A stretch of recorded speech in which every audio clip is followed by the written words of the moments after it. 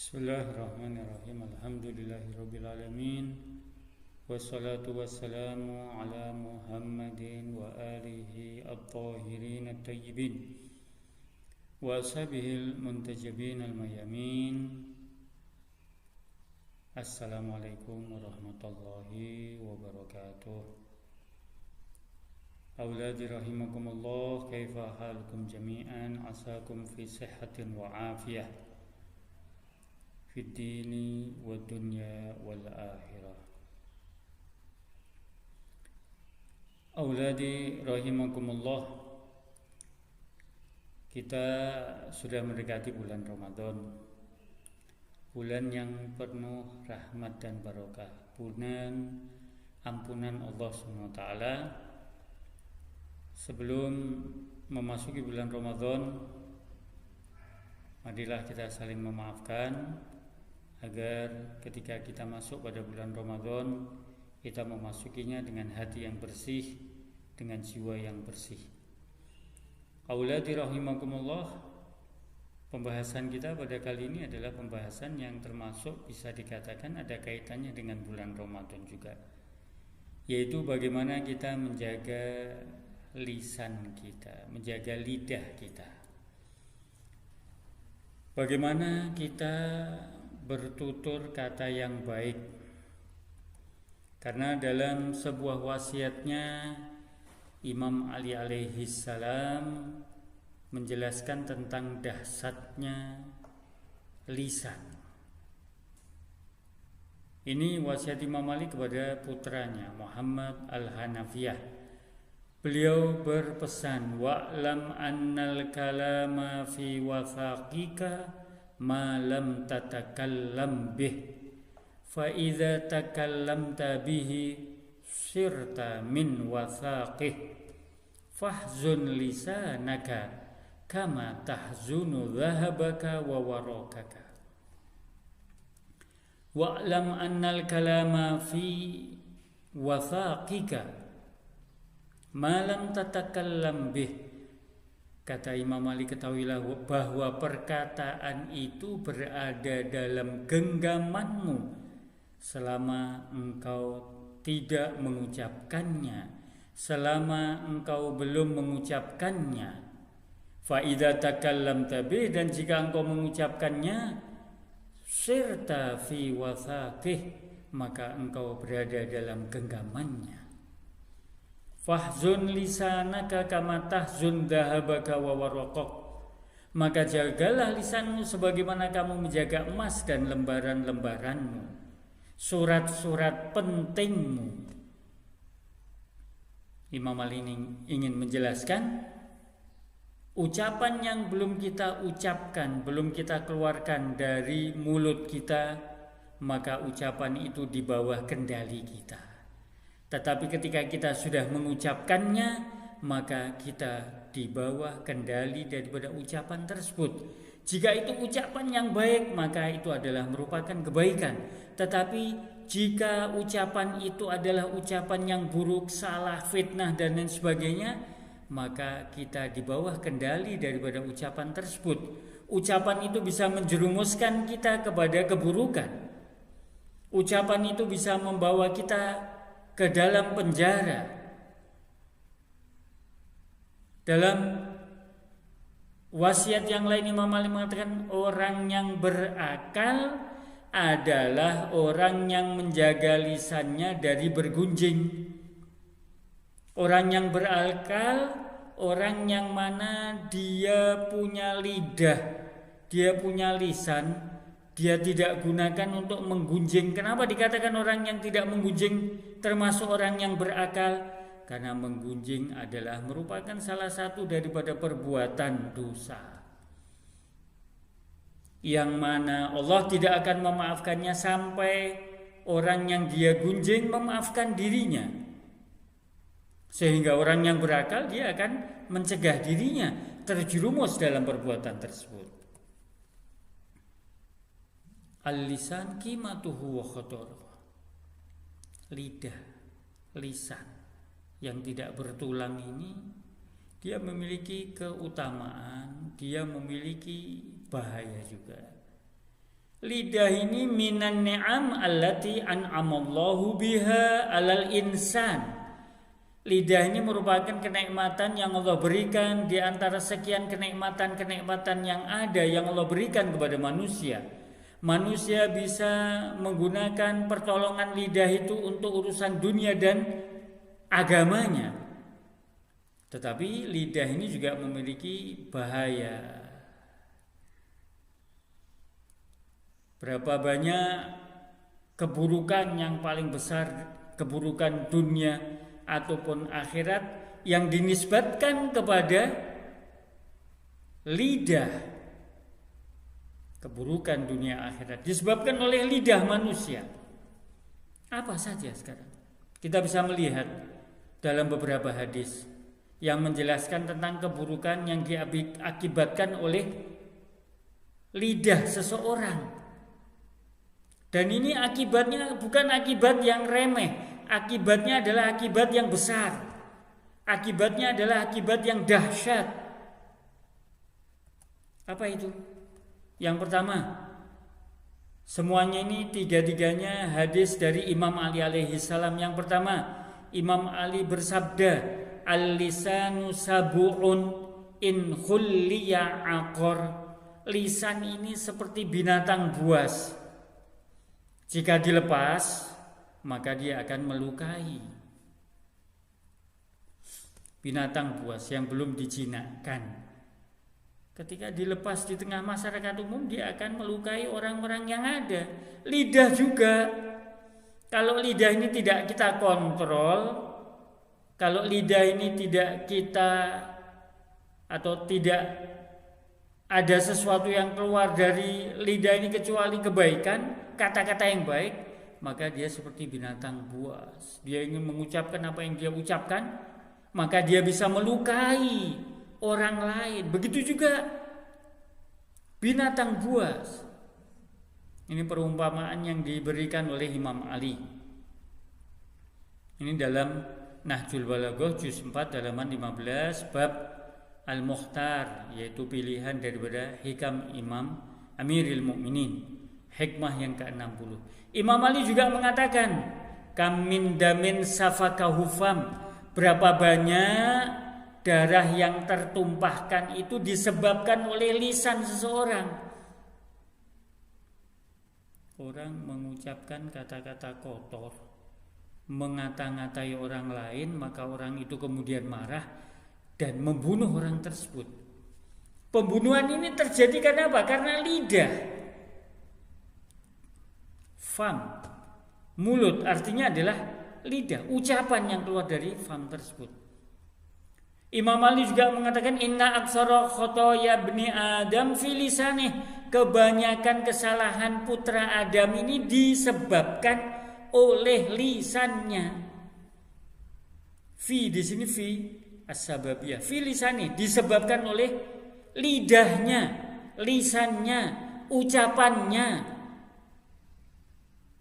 Jadi lidah ini tidak bertulang, tetapi dia bisa membawa manfaat yang besar. Dia juga bisa menyebabkan madharat yang besar. Apa saja sekarang penyakit daripada lisan itu? Macam-macam penyakit lisan itu. Yang pertama, menyelam dalam kebatilan. Hal ini sebagaimana Allah ceritakan keadaan tersebut dalam surat Al-Mudaththir ayat 45. Sebagian penghuni neraka mereka berkata, dan adalah kami membicarakan yang batil bersama orang-orang yang membicarakannya. Yaitu ucapan-ucapan yang dia keluar dari lidahnya adalah ucapan-ucapan yang batil. Ucapan yang batil itu adalah apa? Ucapan yang dibicarakan atau sesuatu yang keluar dari ucapan orang tersebut tanpa dia pikirkan terlebih dahulu akan akibatnya.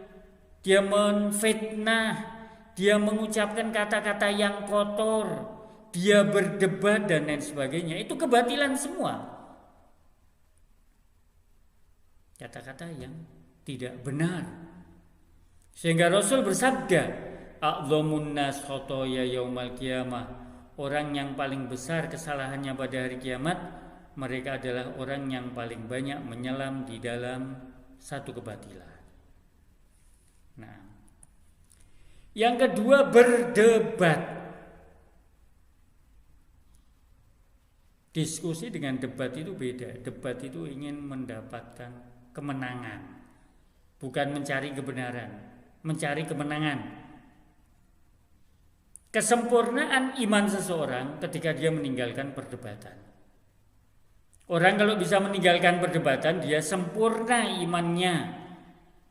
Hal ini sebagaimana disabdakan oleh Rasul, tidak akan sempurna hakikat iman seseorang sehingga dia meninggalkan perdebatan. Sekalipun dia berada pada pihak yang benar, dia tinggalkan perdebatan tersebut. Karena debat itu ujung-ujungnya ada permusuhan. Dan permusuhan itu tidak disukai oleh Allah dan Rasulnya. Ini penyakit yang kedua daripada penyakit lisan. Yang ketiga, berkata keji, mencaci maki, melaknat orang. Kata-kata dia keji, pedas. Dia caci orang lain dengan kata-kata yang kotor. Dia laknat orang lain. Rasul Shallallahu Alaihi Wasallam, orang mukmin itu tidak mungkin mencaci, melaknat, tidak mungkin mencela, tidak mungkin berkata keji, serta bertutur kata yang jorok.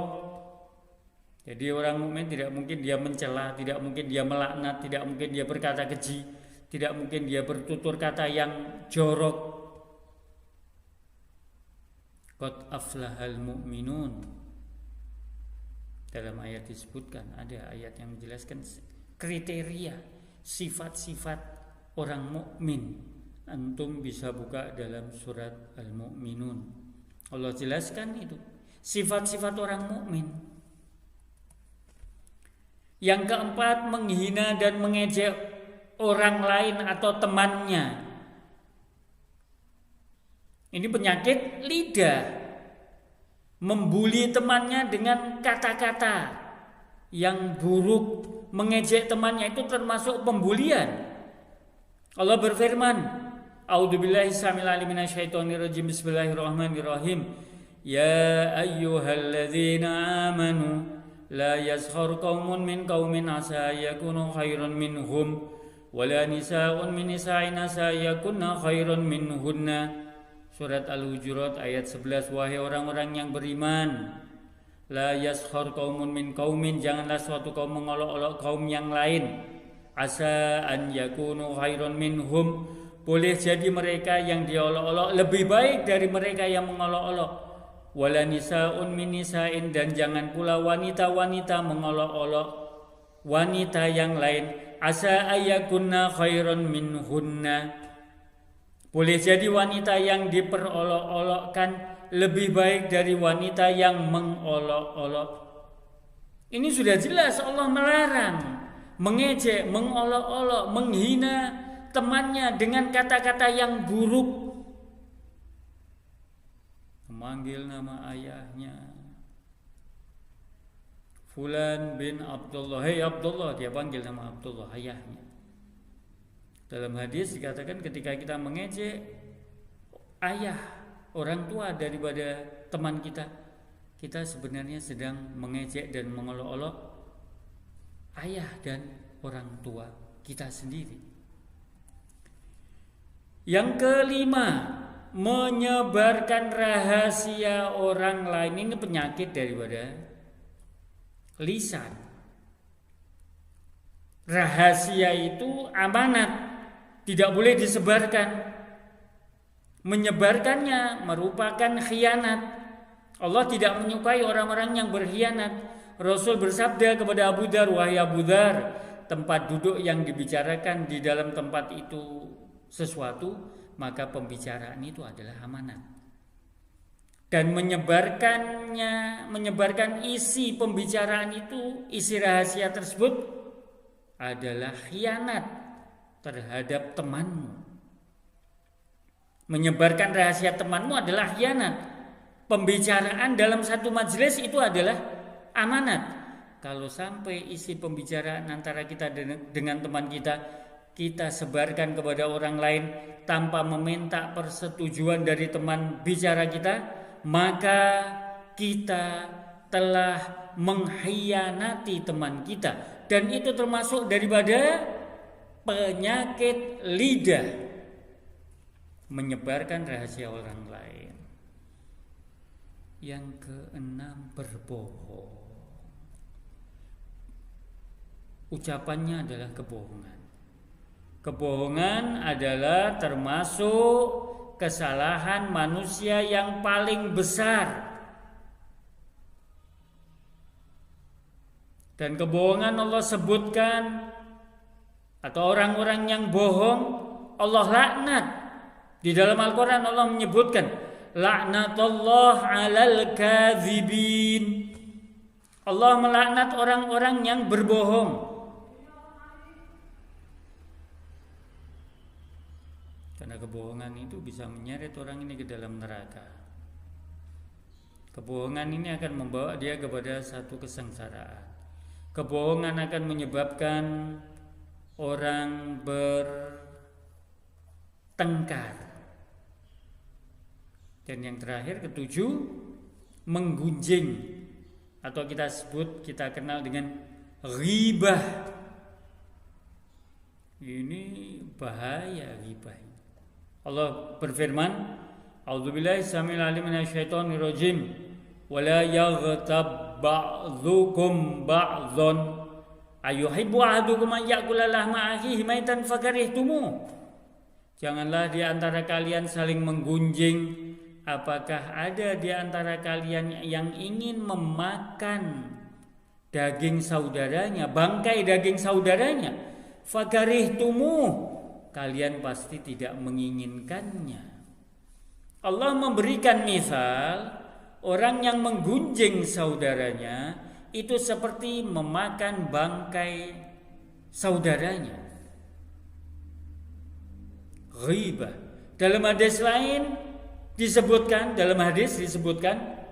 orang yang ghibah, menggunjing saudaranya, itu dia seperti orang yang berzina, bahkan lebih daripada berzina. Al-ghibah asyaddu minaz zina. Ghibah itu lebih buruk daripada zina. Keburukannya di mana? Orang berzina, dia meminta ampun kepada Allah SWT, Allah mengampuninya.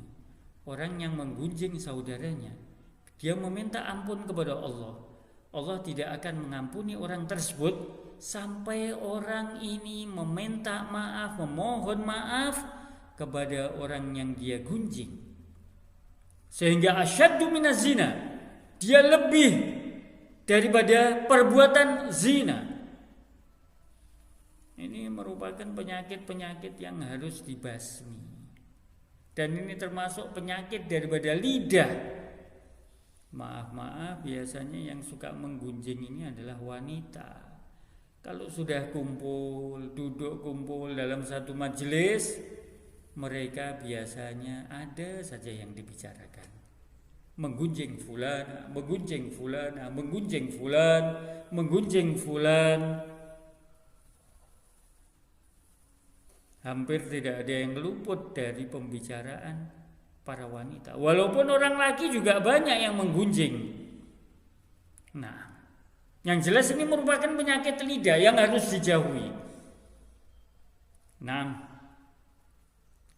auladi rahimakumullah, ini 7 penyakit lisan yang harus kita hindari. Dan ini sekaligus sebagai penutup dari pelajaran kita pada hari ini. Semoga kita menjadi orang-orang yang bisa menjaga lidah kita, lisan kita, sehingga kita menjadi pribadi-pribadi yang baik, pribadi-pribadi yang mendapatkan ridha Allah, pribadi-pribadi yang bisa nanti dikumpulkan bersama Rasulullah, Sayyidah Fatimah dan Ahlul Baitnya, dan bisa berdiri di belakang barisan Imam Mahdi ajjalallahu farajahus syarif. Dan akhirul kalam, aqulu lakum jami'an syahrul mubarak. Semoga kita bisa melewati bulan Ramadan dengan penuh hikmah dan berhasil dalam melewatinya, dan kita nanti keluar pada bulan Ramadan kita dalam keadaan suci. Akhirnya Ustaz ucapkan assalamualaikum warahmatullahi wabarakatuh.